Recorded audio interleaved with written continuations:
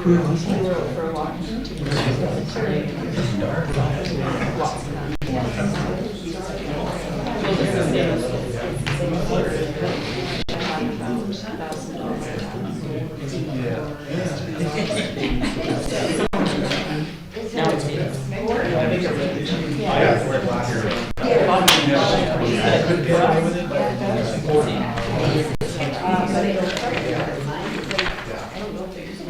Such as it is.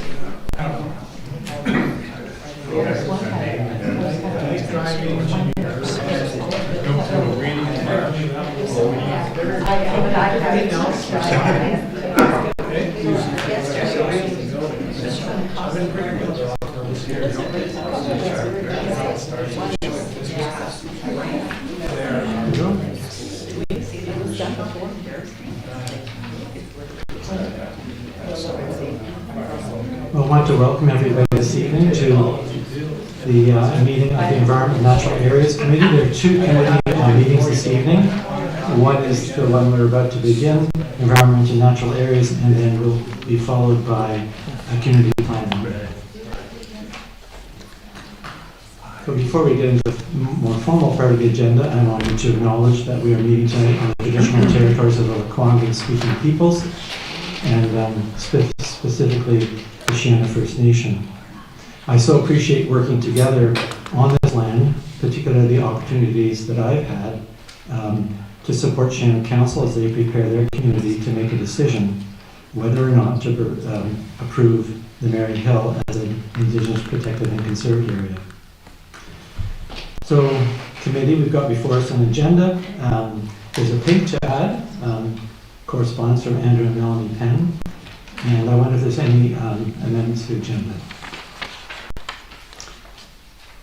Everyone's happy? Great. Well, we'll take that as approval of the agenda. There are no presentations tonight, but I would like to open the floor for public participation. If anyone would like to speak, please step up to the microphone. And you off your name and address. Thank you. Speak. Nicole Schicken, Levon Road resident. Thanks. Good evening and thanks for the opportunity. I have two comments. The first is that I support the fossil fuel non-proliferation treaty and encourage the committee to endorse it. I want to thank Councillor Gray for bringing it to the committee. This endorsement comes with less potential risk and cost than the Sue Big Oil campaign. And as a 2022 story in the medical journal The Lancet put it, the treaty proposes a mechanism to effectively and equitably ensure safer amounts of fossil fuels remain in the ground. In tandem with endorsement of global initiatives like this one, however, I'd also like to see more chosen specific action that translates big endorsements into concrete steps toward non-proliferation here. For instance, this year the district is proposing to put over $1 million toward road paving. And as you doubtless know, the standard asphalt used in paving is composed mostly of bitumen, a byproduct of crude oil. So bringing a non-proliferation lens to huge budget items like this one would perhaps lead to paving less and less often, not letting our road assets deteriorate, but reasonably scaling back our use of fossil fuel products. So on a very different note, I also want to just comment on a discussion of FOIs that's been taking place at several special budget meetings. And Councillor Gray, I believe at the last meeting you claimed that FOIs were a rare occurrence in past years. And that's actually not the case. The numbers of FOI requests submitted between 2018 and 2022 are published in the terrific 2022 annual report. And the numbers spike in 2020 and 2021 with highs of 10 and 16 requests, respectively. And then they dropped to 9 in 2022. And I guess until actual numbers for 2023 are reported, it may be best not to speculate. I think even 16 requests is minimal when you consider that access to information is deemed one of the essential pillars of democracy. There are enough forces eroding democratic institutions and safeguards today. So I want to praise FOIs and challenge the idea that the measure of an open and transparent council is the number of FOI requests. To give just one example, I recently asked you, Councillor Gray, for the results of the Climate Action Survey.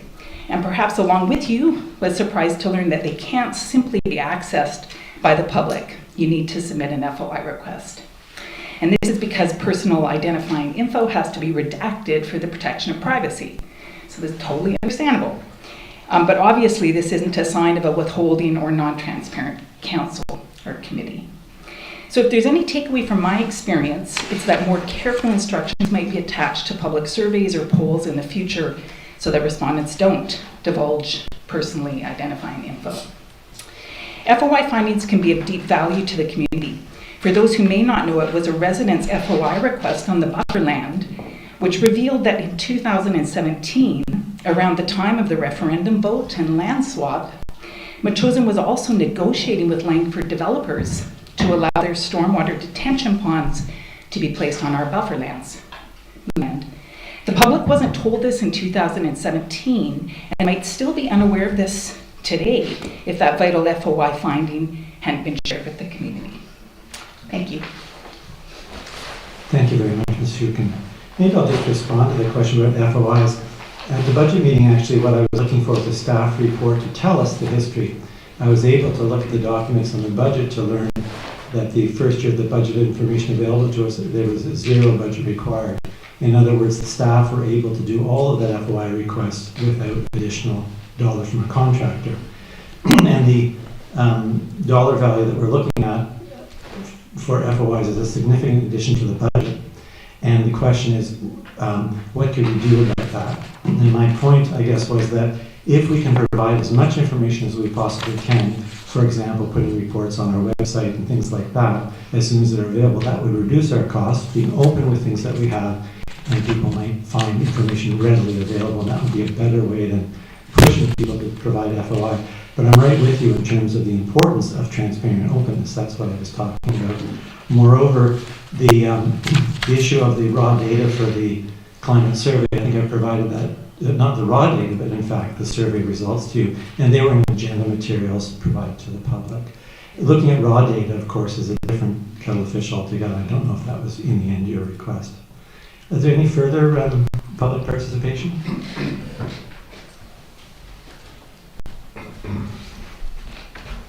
Brent Donaldson, Chalister Court. I'm talking about a practical aspect of the use of fossil fuels, and certainly our municipality can't function without them. We have 4 dump trucks which plow snow. We have 2 flat decks that have snow plows and salt units on it. We have 2 fire engines. We have 1 tender. We have 1 rescue. We have 1 bush truck. We have 1 pickup, and we have a van, and also a pickup that the building inspector uses.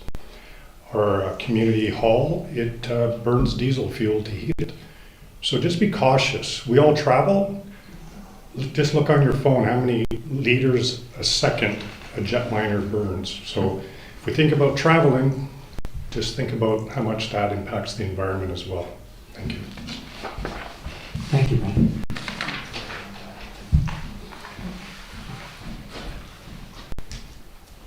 Seeing no further takers, we'll launch into our agenda. So thank you for the public participation points. The first item of business is adoption of the minutes of the Environment and Natural Areas Committee meeting of January 15, 2024. Move adoption. Thank you, Councillor Shukin, and seconded by Councillor Epp. I just wanted to point out one action that's been taken on the second page of the minutes. There's an action there that I was to discuss the issue of disallowing sales in local nurseries and florists of invasive species with the Coastal Capital Regional Invasive Species Committee.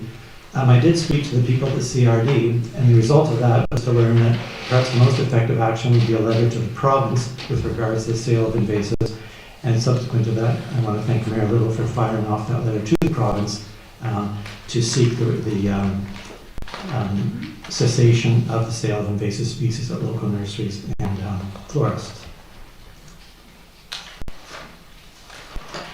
Any other comments about the minutes? All good? I'll call the question. All in favor? Thank you. That's carried.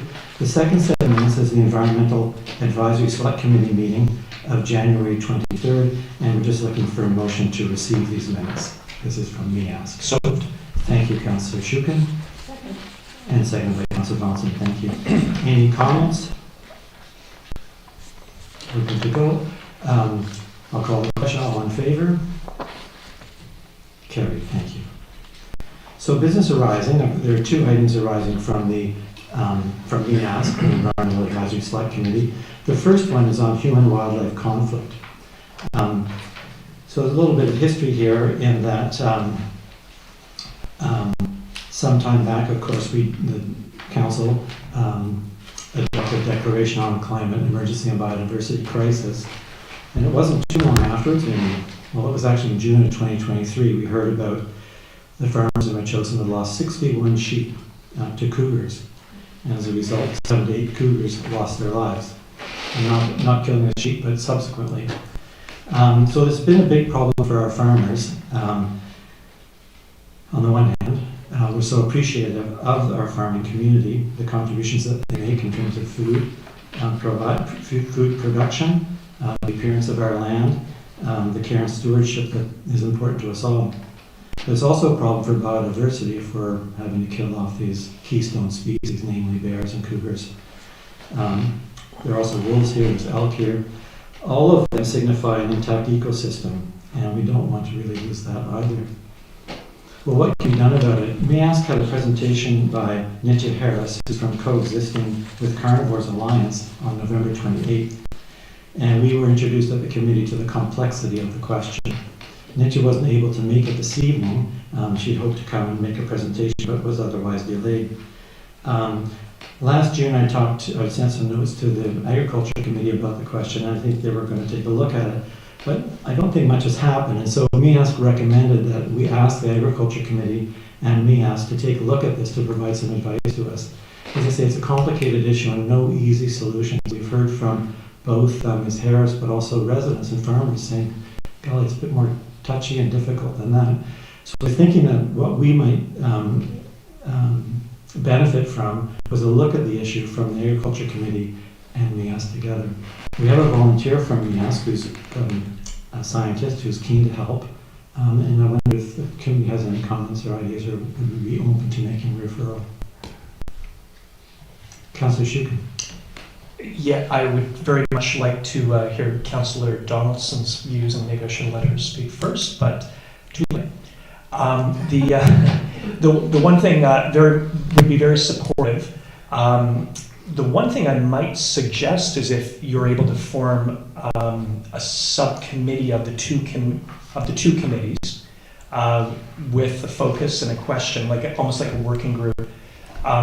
Doing that, I don't think there's any administrative burden or extra stuff we have to do because you'd be pulling from two select committee members, but get a group of people together who are focused on the question. So I might suggest that. Thank you.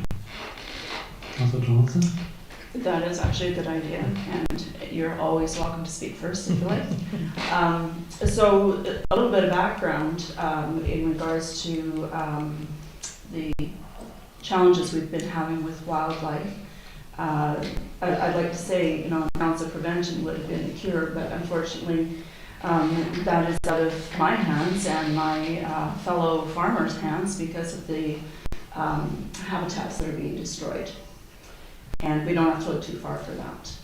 Having said that, as a farmer who actually has had animals victimized and killed by wildlife, it is very much a challenge. Bears we can keep out, cougars we cannot. So I don't know what the solution is. Getting some of our members from the two committees might help. I know that there's a great deal of frustration and angst on the Agriculture Committee with the various farmers and things that they've dealt with. We work very closely with conservation officers who are the expertise in understanding animal behaviors and that sort of thing. They don't go out to immediately kill, they do try to trap. Relocating does not work. There's a lot of things that actually I learned when this happened to us. So I don't know what the solution is, but I do know that when people's livelihoods are taken over, it is a detriment to farming. yeah, so maybe we could have a brainstorming session, but I know I don't have the answers right now. Mhm. Yes, that's kind of the problem. I'd like to turn to the select committees to see if they've got something for us. There's a lot of different ideas out there, but many of the ones that we heard about the night that we heard from Ms. Harris didn't look particularly practical for our situation here, having small plots of land where, for example, sheep are moved from one place to another without places to put them at nighttime. And that kind of gives this problem. But I guess what I'd like to do is at least have it come forward, get some ideas, and see if there's any kind of solutions there, and what role the district might play, if any.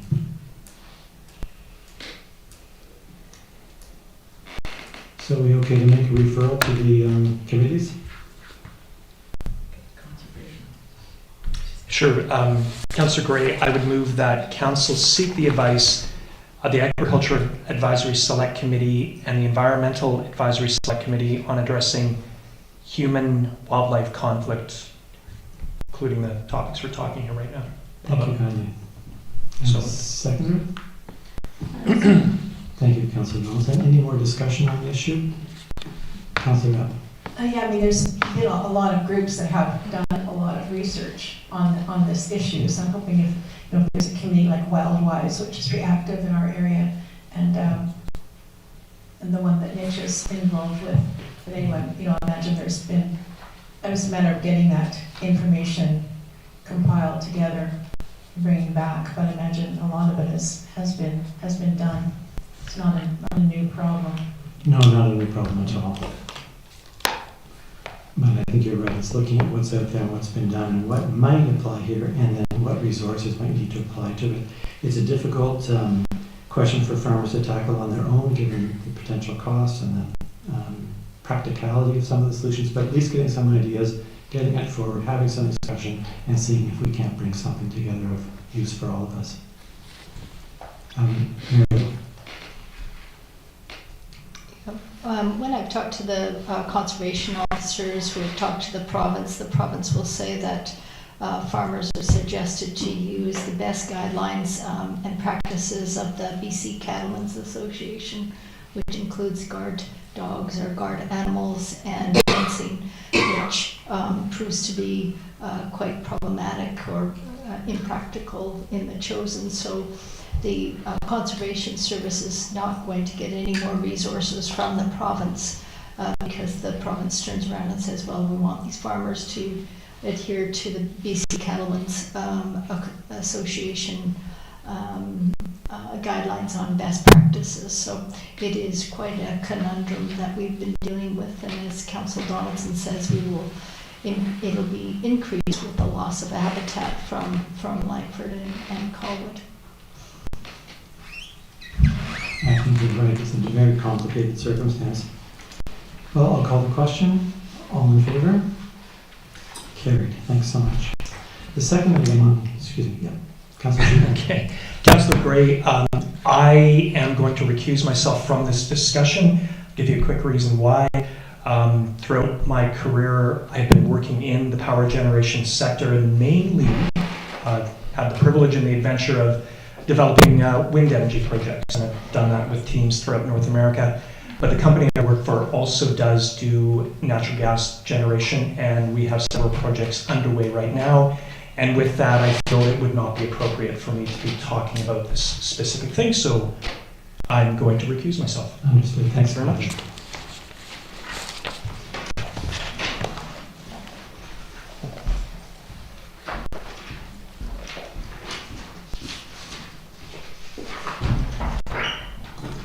So, just to introduce this Fossil Fuel Non-Proliferation Treaty, I became familiar with the treaty following an evening at Bilston Creek Farm last year. Sephora Berman was there, and she spoke, she was interviewed by Andy McKinnon.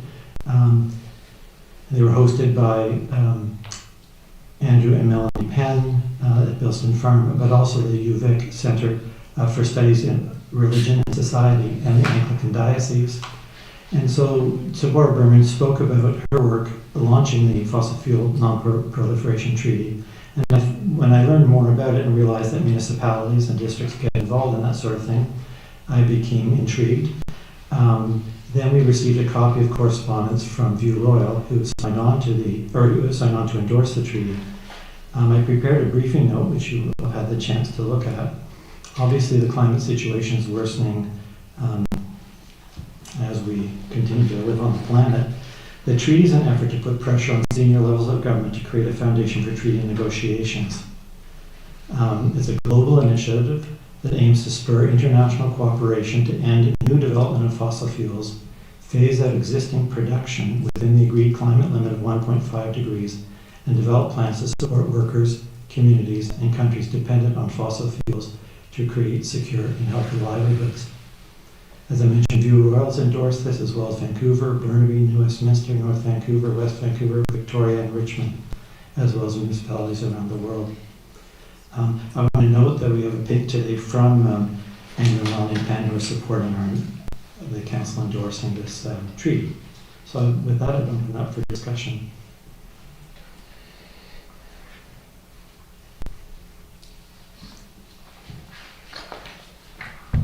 Mary Lou. I guess I'll start off. So I just wanted to know, so where is this sent? A letter is sent saying we will, is it to the organizers of the Fossil Fuel Non-Proliferation Treaty Organization? Is that where it is? That's correct. Yeah. And what they're doing is pulling together all the names of the countries and the municipalities, the districts, and individual organizations that are supporting the treaty, and then using that as a lobbying effort. Okay. So The letter said that. I can vote in favor of this. I'm not sure what kind of impact we will have, given that there are already 101 Nobel laureates, 12 nations, many municipalities that have already signed on to this. I guess this is, demonstrative. I mean, it is. I'm in favor of it as long as it doesn't cost our staff a lot of time and energy. Is there any financial implication that is associated with us signing on to the treaty? None. Okay, thank you. It certainly is in line with the Paris Agreement and the interest in decreasing oil, gas, and coal throughout. One of the things that I learned from the speaker that you had mentioned was that we already have enough fossil fuels to transition to greener technology now, so there's no need to do any further extraction. And so, yeah, with that, I would endorse this resolution. Thank you. Councillor? Is that a motion? Are you moving it? So I'll second it. No, I'm just waiting for you to do that. All right, I'll move that we endorse the fossil fuel non-proliferation treaty. Thank you. Moved by Councillor and seconded by Mayor Little. Any further discussion? Maybe I'll call the question then. All in favor? Carried. Thanks so much. Let's invite Councillor Shukin back in.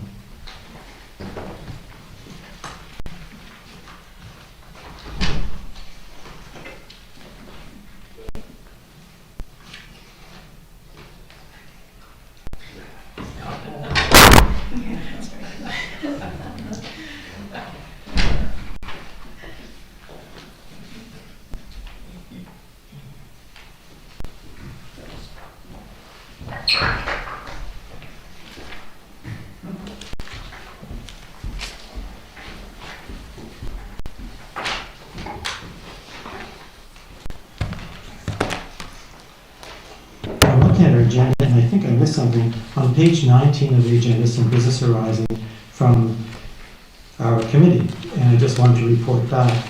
We had talked on January 15th about MIAS working on a proposal around banning the use of glue traps for rodents. And what happened is that as I began investigating it, we learned that SAMHSA was working on, and indeed before this meeting tonight, endorsed a resolution going to AVIC on banning glue traps. So I just bring that to your attention. I thought a number of us would likely be going to AVIC, and this would be a resolution that we might choose to support. So that's simply an update. The next thing on the agenda is on page 21, and just a memo to council, and I called it a District of Metchosin Environmental Year in Review, a partial list. With the advent of a new Chief Administrative Officer, Mr. Payette, I thought it would be useful just to recognize all the work that the council has done. Now, it's council, committee, volunteers, quite a few people put effort into this. This isn't all just from Environment Committee, but us as a whole. And I'm calling it a partial list because I'm not sure I caught everything. But I think that what's interesting to me is the amount of effort and interest this council's put into environmental issues. And we're backed by an active, involved, dedicated, and educated community who are interested in preserving the environment. I think we can be pleased with our effort, and thanks to Mayor and Council, and to our staff and to our volunteers for all the work they've put in. So I had listed here things: climate change and biodiversity, work to do with watersheds, work to do with oceans and shoreline, the work with Mary Hill, and then some subdivision rezoning applications that have been reviewed by MASC. Only a partial list, but I think impressive just the same. So thanks to everyone for their involvement.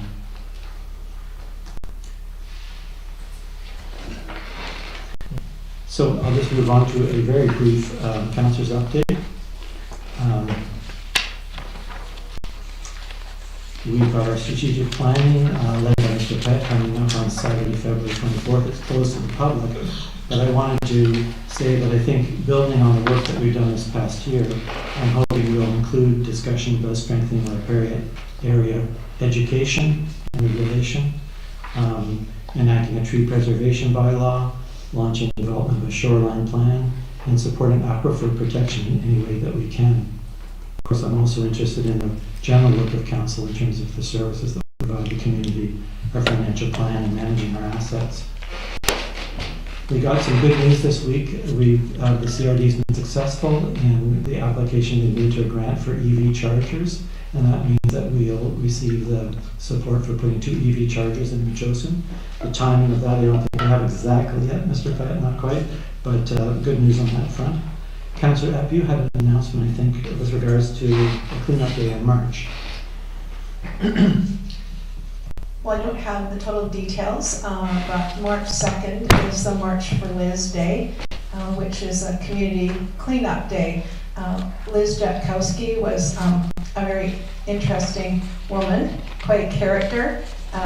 She died 3 years ago, but before that she could pretty much always be seen on the side of the roads with her dogs attached, picking up the garbage all over the place. And she was pretty adamant. I mean, she certainly didn't do it for the money she got from the cans and bottles. People would stop and try to give her money, but she actually was fine. She was perfectly capable of looking after herself with her own house and so on. So it was actually quite funny. And she come to council occasionally and vent a few opinions. She certainly had her ideas about how she could take care of the rabbit problem. But anyway, so the firefighters have been doing this now. I think it's the 3rd year. Yeah. And so it's on March 2nd, and people will gather at the fire hall at 9 o'clock. And they'll have, bags and vests and grabbers and so on, so people can go out and pick their spot. And if people can't make that particular day, even just to get out in your own neighborhood and pick up a bit of garbage. And the firefighters, you can bring the garbage back to the hall, and they will dispose of the garbage here. So I don't know if I missed anything. You got it. Right. Time? Mm-hmm. Time? Yeah, at 9 o'clock till about 1, I think. So yeah, anyone that can come, hopefully the weather will cooperate, and it'll be a great day in Liz's memory. Thanks so much. So just to mention 2 other upcoming events. One is the budget discussions. Our next meeting is February 22nd, Thursday, 4 to 6 p.m. And everyone will be welcome to be there. We've got a struggle with our budget this year. We've got some pretty high numbers and we're working hard at it. And thanks to Councillor Donaldson for chairing those meetings. And then the other thing to mention, Councillor Donaldson has arranged for us to have a really exciting presentation called Everything Water on Councillor Donaldson, February 28th, isn't it? 28th in the chambers? In the chambers here. And Doug Baird is doing a presentation. Gord Baird, excuse me. And Gord is a councillor in Highlands, but he's got a very interesting background in water issues, and I would commend everyone to come to the meeting that Councillor Thompson's organized. I think it'll be a good one. Please. Yeah, we will actually have a series of this. So we will have one in February, another one in March, which Alison Leduc and her group, the Bilston Watershed, and that'll deal with groundwater. And then in April, Mayor Little and I are going to be working on with residents who are struggling with water in wells, and that'll be in April. So there'll be more to come on that. We will have articles in the news, and it'll be advertised on the Marquee sign as well. So those are things that are of concern for all of us. Terrific, thanks for that. That sounds really good. So in terms of our agenda, I just entered the correspondence. We'll receive the correspondence from Mayor Melanie Kent, and I don't think there's anything else on the agenda this evening. Could I have a motion to adjourn? Motion to adjourn. Councillor Donaldson, seconded by Mayor Little. All in favor? Carried. Thanks so much.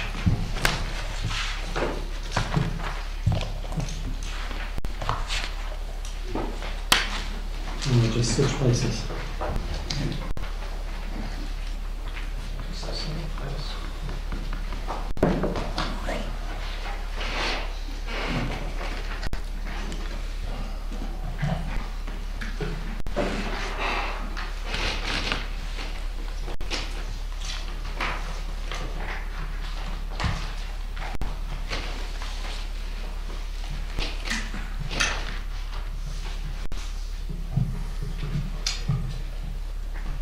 So I would like to call the Community Planning Committee meeting of Monday, February 12th to order. And committee, are there any additions or changes to the agenda? And if I could, a motion to adopt or approve by Mayor Little, Councillor Donaldson, second. All in favor? Thank you very much. We have no presentation, so public participation. If you want to speak at public participation, please approach the mic, your name and your street number. Street would be great.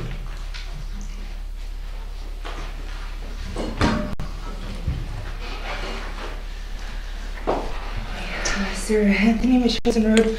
I just noticed there was something on the agenda about the short-term rentals, and I just was thinking about that because my understanding is that what they're doing is you can still have them if they're like a suite, attached suite, or a detached suite.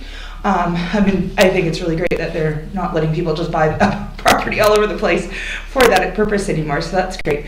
But I think, I think some of the suites I've seen around that people use are sometimes not really appropriate for living. So I can see, in their favor why they may want to keep them as Airbnb kind of little bed and breakfast type situations. And I think there is a little bit of an opportunity. I know it's not a ton of money, but for business licenses and inspections and, bring some money into Metchosin. Thank you. Thanks, Sarah. Anyone else? Okay, going once, going twice. Thank you very much. So, committee, we have the minutes of the community planning meeting of January 15th and a motion to adopt the minutes. Councillor Gray? So moved. Second. From Councillor Gray to Councillor Donaldson. Any discussion? Okay, call the question. All in favor? Thank you very much. And now, receipt of the minutes of the Parks and Trails Advisory Committee. Motion to receive. The receipt. A receipt from Councillor Epp and second from Councillor Gray. And before we adopt receipt formally, I just wanted to walk through some of the highlights of the meeting from January 16th. One of the topics, we did have a number of residents come out to raise concerns about Windfall Road, and I'm going to raise that a little bit later and get into detail. I think we did address the concerns that were raised that night. PTASC does support a dark sky policy that was mentioned with Healthy Communities, and they're going to be looking at how you can develop, or how we might be able to develop a policy to support dark skies. We also, which is on the agenda, reviewed a further version of the Parks Donation Program. So I'm going to make a request around that in a moment or so. We had a good discussion with the Duke Road neighborhood group around Roadside Trail on Duke Road East, and PTASC is quite supportive of this trail. There will be a feasibility assessment that is going to be coming to this committee once it's reviewed by PTASC in full. I want to thank Mr. Payette. We were able to do a site visit and a walk today of the trail with Mr. Ron Aubry and our Trails Coordinator, Ryan Carter. And big thanks to our Trails Coordinator, Ryan, and the other PTASC members that continue to be out active in the parks and the trails that we own, clearing, especially clearing trees after big wind events.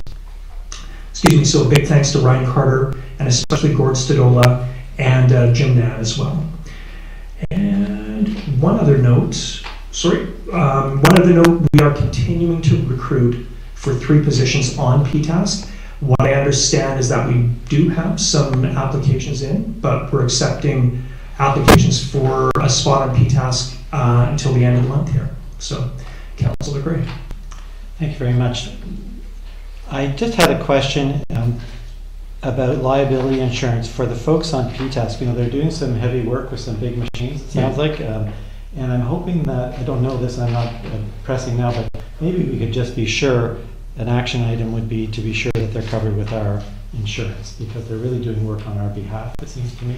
Yeah. And not that anything untoward would occur, but if it were, I would like to be sure that we got the insurance for them. Councillor. I had inquired about this fairly recently, and I was told that volunteers working on municipal property are covered by our liability insurance if they're on private property or not. Great. Thank you for the clarity. We've heard this raised, and I keep forgetting what the answer is, so thank you very much. Councillor Johnson. Yeah, so I also want to reinforce the accolades for the workers. I traversed through all the trails, or quite a few of the trails, and there's been a lot of work done before and after the storm, and a new neighbor actually up in the Arden Road district had commented on how quick the trees and whatnot are coming off of the roads with the public works, but also within the trail network. I just had a question, and more for the public to be aware, but who is the person to contact should there a tree be down or be in a hazardous situation? So, of course, you can always contact the office, but the person that can be contacted as well is the Trails Coordinator. And the email address, I have it here, it's just trailscoordinator@machosen.ca. Okay. Yeah. Right, thanks. And would it be valuable, I know there's a compromising tree right now that we used to ride under until about 3 weeks ago, okay. and it's actually hung up, but it's shifted. Oh, We can fine. still ride under if you're on a shorter Okay. horse, but is it worthwhile, not just a phone call, but maybe tagging it so they can go in and locate it? Or? Yeah, no, I would suggest letting the TC know, and either just marking it if you can, so kind of all of the above. Okay, Yeah. great. Okay. Always need to see how trees shift about as weather and climate gets them, so. Yeah. Yeah. It came down earlier this year, but it has definitely shifted, probably 8 inches. Okay, great. Okay, and I will call the question on receiving the minutes from PTASC. All in favor? Thank you very much. Okay, so if we could go to page 11. At the start of page 11, but really it's actually page 13. So what we have here is the Parks Donation Program Guidelines for staff. Now, this is an update of the guidelines that were set out in 2017, and so there's a few purposes of this. First of all, to clarify the process, to address the fact that the costs from 2017 have changed a little bit, but also to identify that, or address the fact that some of these locations, if you go back to the 2017 guidelines, they don't exist for park benches or memorials anymore. So Blaney Trail, Sea Bluff Trail, I think Taylor Road as well, they've been taken up by benches now. So we felt we just had to address that. There's no specific locations identified in the new guidelines, So an application would come in probably through staff, be referred to the trails coordinator, and then there'd be a dialogue process that would happen. So speaking of that, one of the reasons why there is a request I have through PTAS to move on these, which I think the next step would be to bring them to council, is because we do have a request for memorial bench on Duke Road, and it's been sitting for about 6 months now. All the work has been done, but we don't have these down to formalize it kind of within administration and council. So, yeah, but any comments on the guidelines? Councillor? I'd be happy to move that the committee recommend council approve the amendments to the park donation program. I think what you've written here is what the committee's put together is very clear and concise. Great. I'll make that motion. Do we have a second? I'll second. Okay. We have a discussion. Sure. Okay, Councillor so Robinson? I'll second that. So I know that in the last few years we've talked about there being fewer, and not we, but I've attended lots of meetings where we're having fewer and fewer places. So will PTAS be identifying other places throughout the district? Yeah. I know one of the areas that we talked about, I think last year, was even having benches on the municipal property, like just around. Ironically, we have had a request, even as of today, for such a thing, so. The other thing I was going to say, we did have a request, I think it was last year, for a picnic table. That has been in the past on the books, but it's a little bit more expensive. We were wondering, I think last year, we were exploring the idea of trees. And if we could consider planting a tree, and if there was a specific tree, probably consulting with Katie Nelson on that, but that might be something that PTAS could consider perhaps. Great. Yeah, and the idea of trees has been raised. There's a sense that once we get into kind of more interesting opportunities and opening the door for more memorial opportunities, it might take a little while to kind of sort through. So we wanted to nail this down and then take some time to be able to kind of do the more interesting ones. So yeah, so thanks, great ideas. Any further discussion? Hearing none, I'll call the question. All in favor? Thank you very much. Great.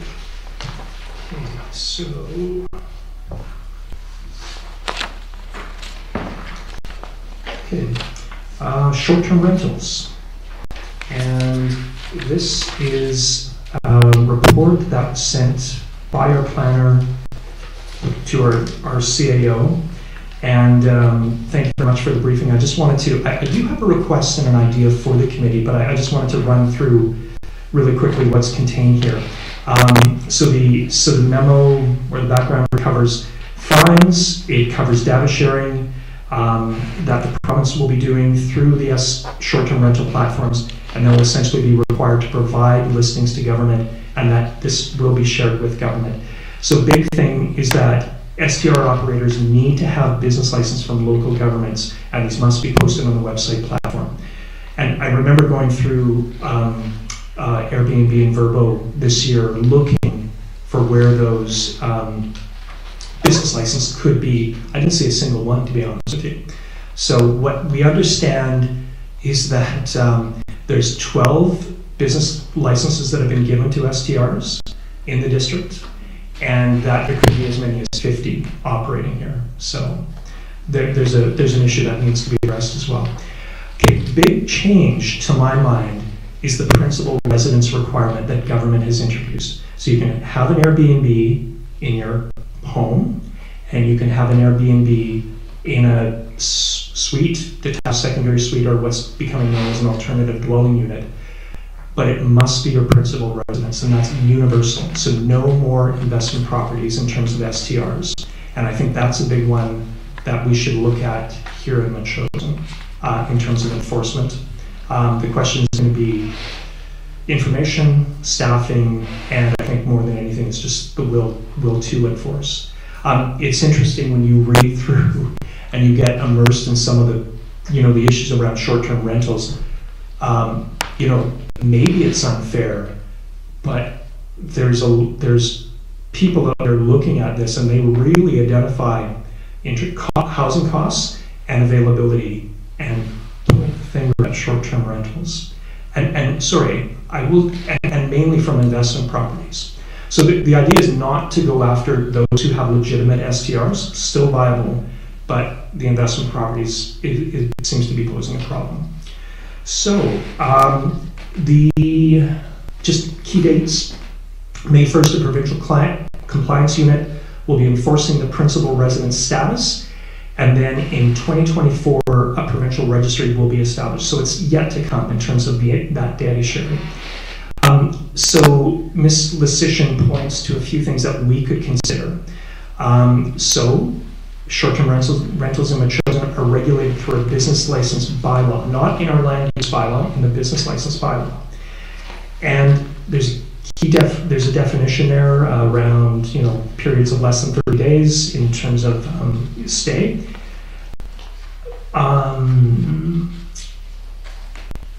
Okay. Now, what I would like to, and there's also the question of fees, and broadly, it's whether we want to look at amending the bylaw. Now, one of the things I'd like to put to the committee is, I'm not totally clear I want to go after fees right at this moment. I think it's maybe a bigger question to look at. But the one thing that I did look at or notice is that there's nowhere in the business bylaw that talks about the principal residence requirement. So the definition of a short-term rental means the business of renting a legal dwelling unit or a portion of for a period of less than 30 consecutive days, including to a maximum of 4 boarders as an accessoration. So that's the definition in the bylaw, but it doesn't say anything about principal residence. And I'm wondering if we decide we are going to enforce that, if that might become a bit of a barrier for us. Right now, I believe that if we don't have the definition, we leave it up to the province to enforce that principal residence. So I would like to see if we could recommend to staff that they provide us with a report on amendments to the business license bylaw, including building that in. Sorry, I'm throwing this out to everybody without having comments broadly, but comment on that or anything within Ms. Lysyshyn's report, Councillor Gray. Yeah, and that, I guess I very much appreciate the report. I mean, this is we're getting the meat now on the bones to understand what's going on. And so I'm not opposed to what you're saying, but I would think that in stages, like when we get the next set of information, we'll know a little bit more. What I understood from the document here was the province on page 1. So they've divided the duties. So we do some things, province does others. It looks like on the principal residence, the province is going to take care of that. The province will confirm if hosts are exempt from meeting the provincial principal residence requirement. So it looks like they're going to do that work centrally. Or at least that's how I read it. Yeah. And so if they're doing that, terrific. I don't know that we need to get into it. Then as regards to the fees, I do believe, maybe through yourself too, Mr. Payette, I do believe we've got a fees bylaw coming out. That's great. So when that comes, let's recommend that this one be dealt with then. And then I would offer that the other, just adding to what you've introduced us to here, our planner points out to us that we can create fines for improper rentals up to $3,000 per infraction per day, an increase of $1,000. So that is also interesting in terms of our circumstance here. Great. Thank you, Councillor Gray. Just Councillor Donaldson, go ahead. Yeah, I was just curious, so we talked about the attached or detached. Do we know the square footage of these units? Will that be in line, or is that something we can use as a guideline maybe with our attached and detached buildings? Well, I suppose the challenge comes if somebody is renting out a carriage house, for example, that wouldn't be permitted under our land use bylaws. That kind of gets into a tricky situation. But if somebody's renting out an STR to somebody with a detached secondary suite that complies, that's totally fair game. Right. So Yeah. if it doesn't comply, Yeah. Or perhaps, yeah, I perhaps see the your point. principal residence is that they live in the detached, assuming it's legal. Yeah. Then the STVR is the house. The house, yeah. So, I'm just not sure how this Yeah. is going to, you know, we're not gonna go and hunt this down, but if we're gonna do business license out, it's business. Yeah. So we need to understand, I mean, and you've also, I think, included here, unless I'm mixing it with something else, but there would be, inspections, like fire inspections, that sort of stuff, because Yeah. it's a place of business. You know, so it'd be fire extinguishers and whatnot, everybody should have those, but, Okay. you know, those things I think are another layer. Yeah, yeah. Your point about the principal residence is kind of an interesting one, in terms of, you know, maybe somebody lets out the house. That's what Verbo does. And then they stay in the secondary suite. My sense is that that's probably still compliant, like it's still a principal residence, you know, however big it or small it may be. Yeah, I think it's worth a question. Yeah. And in terms of inspections, that I don't believe it's covered. It's not covered under the business license bylaw, so that might be something to look at as well. Now, anything? No, I was just curious that if it's the principal residence, the landowner's living in its own house, and they have a secondary detached dwelling, Yeah. you know, is it a 1-bedroom, 2-bedroom? Is it the square footage of what our detached suites would be? Okay. I think it's just, what's the clarity, or is it 2 big houses on a lot? I mean, I don't know. And we talked a little bit earlier about, you know, legal and illegal Mhm. dwellings or whatever, so, yeah, so there's a few things to flesh out. Yeah. Okay. Great. I'm. Let's get there. I want to challenge. Sorry, I do want to challenge one thing that Councillor Gray raised about the principal residence and like SDRs cannot be investment property. I would like to put forward a request to staff to amend the definition that does build in the principal residence requirement. That would allow us to enforce. As much as I think, you know, the province is interested in this, having a squad of probably may not be even a dozen people trying to enforce this province-wide is I don't think we're going to be, you know, get much attention from that. So I think adding the principal residence requirement into the definition will give us some tools to actually do the enforcement ourselves. So, okay, Councillor Gray. Sure, I'm open to certainly asking the staff about that, and maybe we could ask about the cost of doing that. I read again from the forms here. While the provincial principal residence requirement will be enforced at the provincial level, local governments should not grant zoning permission to short-term rentals where inconsistent with provincial legislation. I think the plan, they don't want to download all this, and I'm suggesting we not accept downloading it. In other words, it's their job, let them do it. But I'm not opposed to you asking our planner her views on that. And perhaps then we could also deal with the question of Councillor Donaldson. When I read it, there's no requirements on size. That'll be dealt with by our current regulations on size of suites. Mm-hmm. Yeah. But I think both questions are legitimate. Let's get an answer. Staff can help us just pin that down. But I wouldn't want to, as I'll repeat, don't want to take on duties we don't need to take on given our small size. And that's yeah. No, and fair enough. But Mayor, I agree. I don't want to take on any other responsibility from the province either. However, it is the residents of Metchosin that are complaining to us in specific dwellings where they are investment properties and posing considerable parking issues, noise issues for neighbors. And it seems to me that since we have to give them a business license, we should ask them to prove that this is their principal residence, and that would be a site inspection. It's not onerous for our building inspector. There's only 12 of them.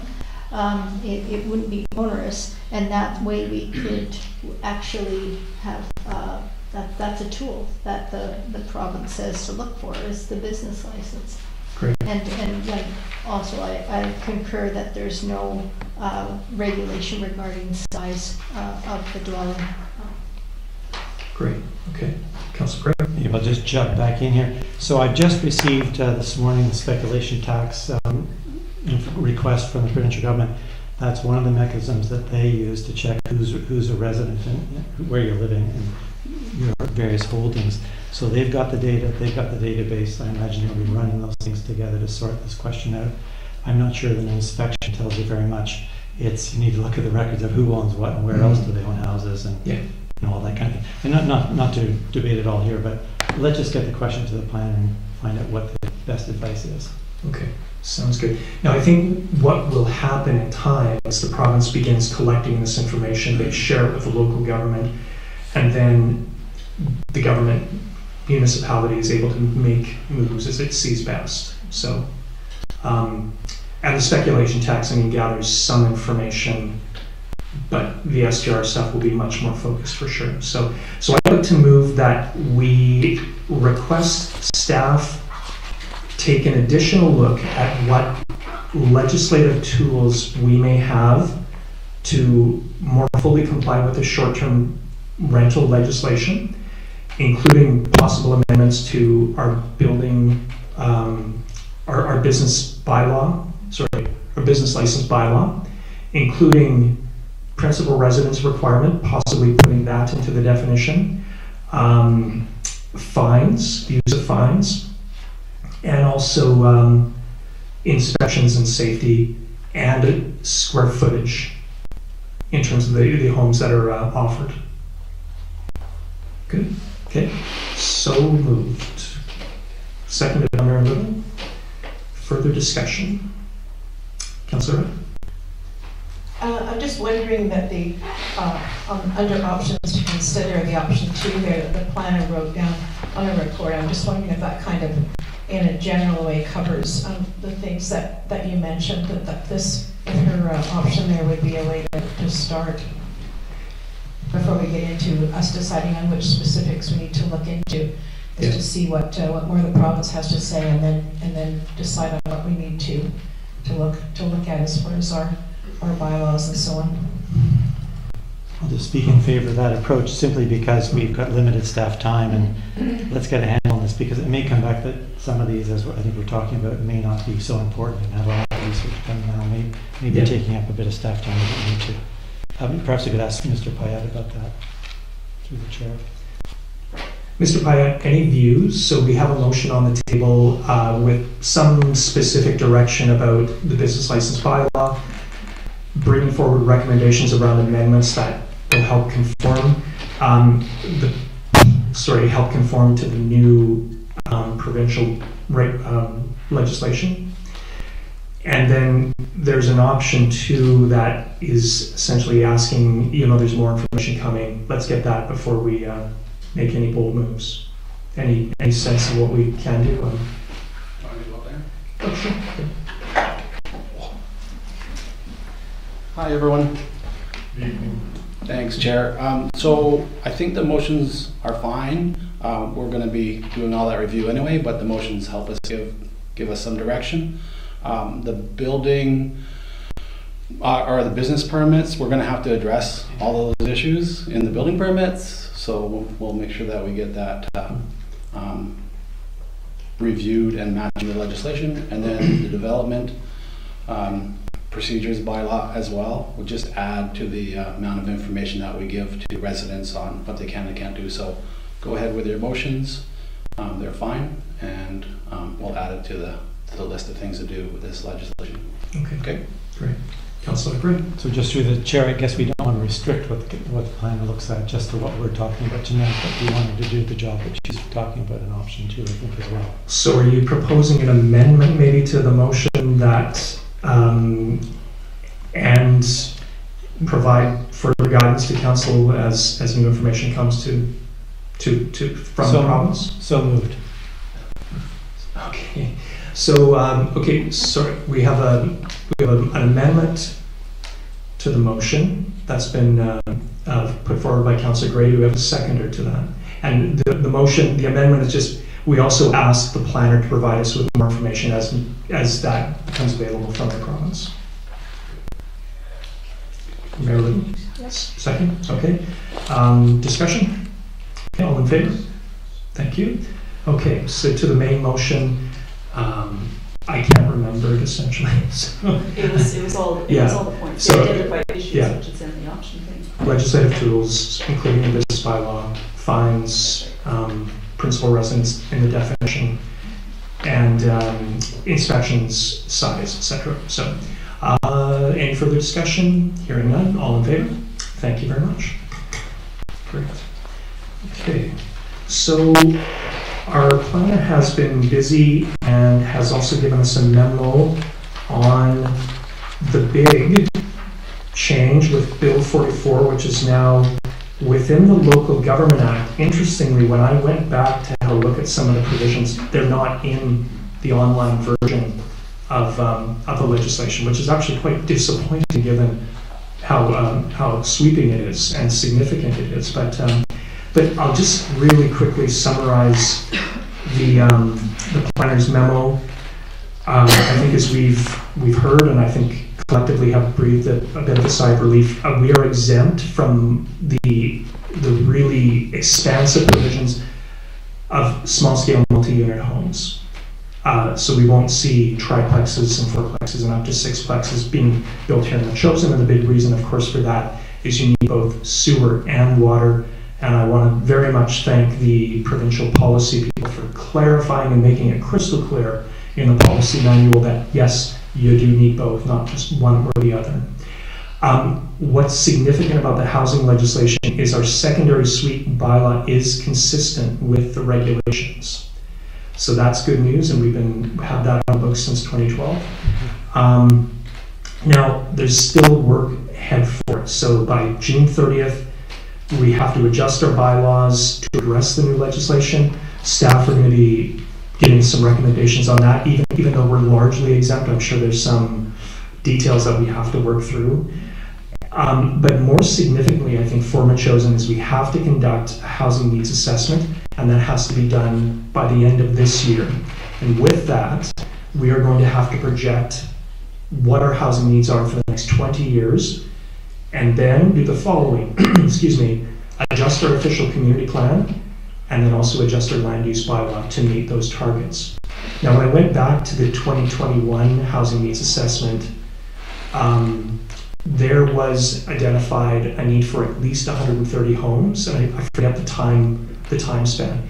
Interestingly, they seem to be smaller homes that were identified as the needs, so homes that might be able to be met by secondary suites. There is a methodology that will be coming from the province in terms of, again, how you do your housing needs assessment. And those are the highlights. Did anyone else pick anything up? Well, again, I so much appreciate Ms. Lajish putting this together for us, because it provides us the clarity that we were looking for. Mm-hmm. And I think it's great news. When I think about I think the key message is the province is asking us to address short-term vacation rentals, secondary suites and detached suites, but not asking us to increase density. So we've the other day we had a discussion about a variance in Matheson Lake, and I think we were drifting a little bit. We stood up, and Mayor Little sent that letter to the province saying, we think we should be excluded, and we won. So at this point, I say the province is asking us to preserve our rural character. The province is asking us to keep it low density, consistent with our current OCP and our council policy on that. And so I see this as a big win for us. I get it that by the end of 2025, we'll redo our housing study and we'll just see what's there. But it's my view today, and I look forward to that work being done. But it seems to me we have a lot of room in Metchosin for a greater number of secondary suites that would meet some of the housing needs. Just like other jurisdictions, we're not sure if landowners and developers want to do that, but we are enabling that now. And I can see the minor changes that maybe coming here, but I think it's great news for us that we can stick to our low-density undeveloped metro zone at this time and be totally consistent with provincial policy. Great, thank you. Anyone else? And I think the recommended action. Okay, sorry, there is one piece here, and it's the development procedures bylaw. And this, in terms, is, you know, I've never seen or heard of this bylaw, but this is in relation to holding public hearings. Yeah, it's what Ms. Lysician is recommending is that we ask staff to take a look at this and see that it is consistent with the housing legislation that's coming up, and I think we should do that. So consider it. I'll move that staff initiate an update to development procedures bylaw for consideration at a future council meeting. I'll second. Okay, any discussion? Hearing none, call the question. All in favor? Great, thank you very much. Okay.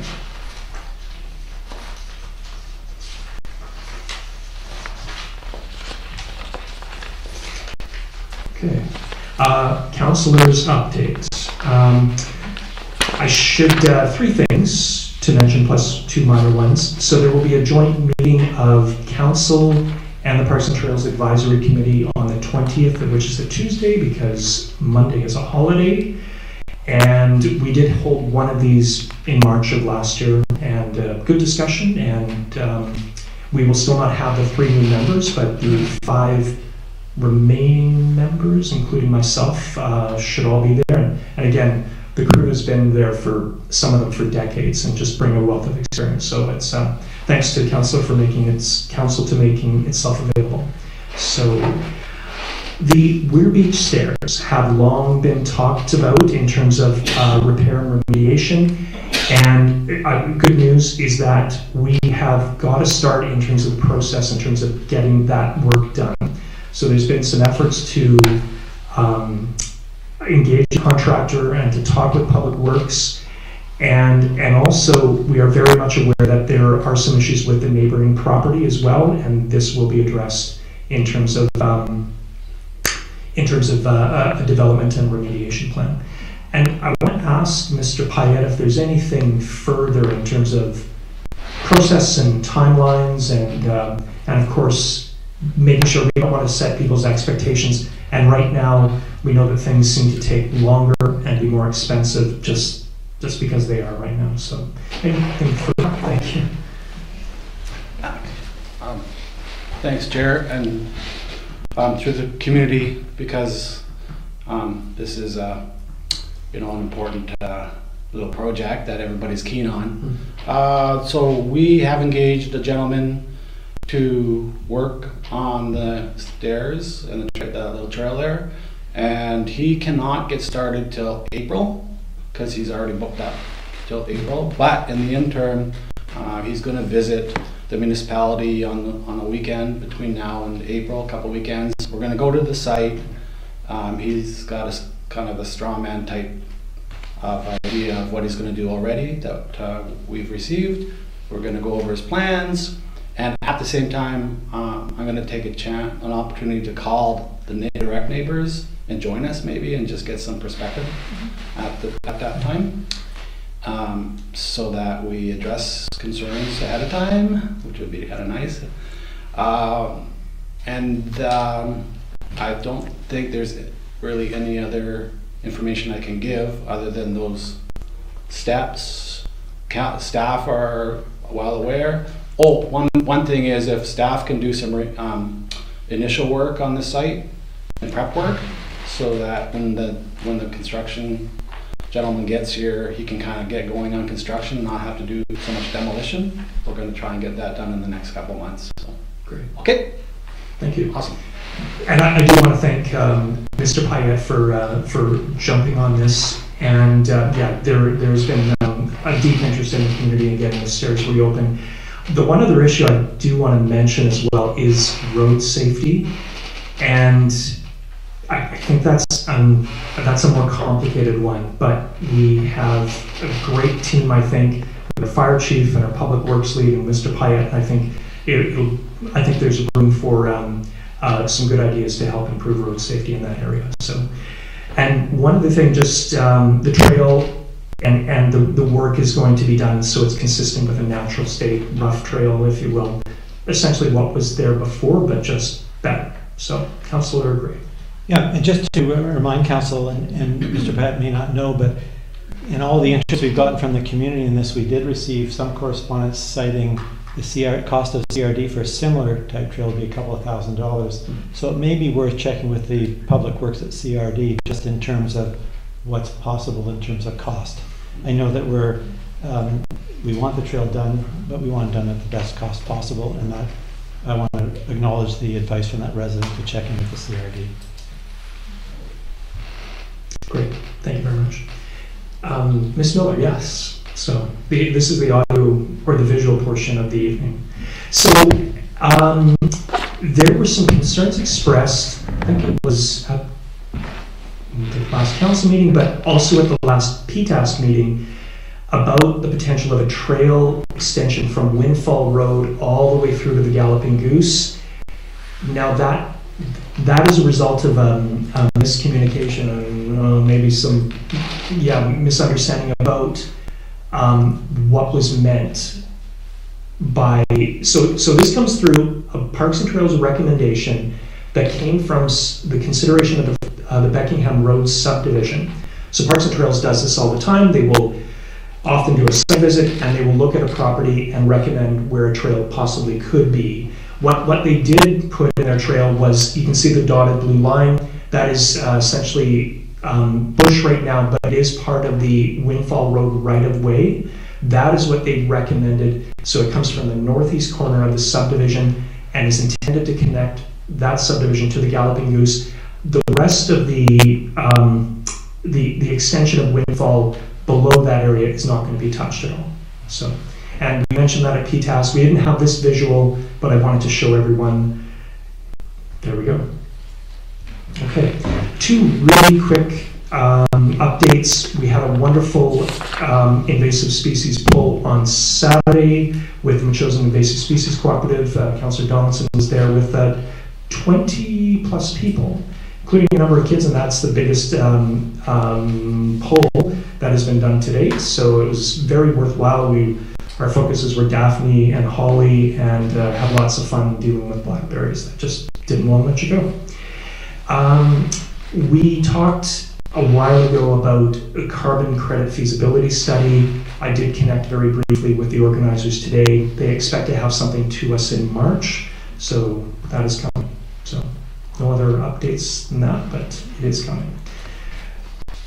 So, and with that, we're out. No correspondence, bylaws, or other business, and I wonder if I could have a motion to adjourn. So moved. Councillor Gray and Mayor Little, second. All in favor? Can we do questions, or is that not it? It's okay, I'll email them for you. Okay. Cool. Cool.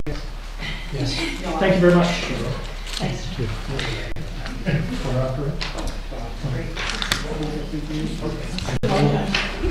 I'm always looking for any song.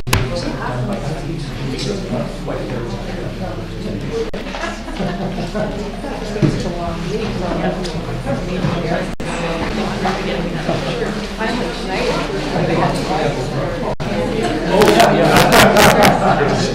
yeah.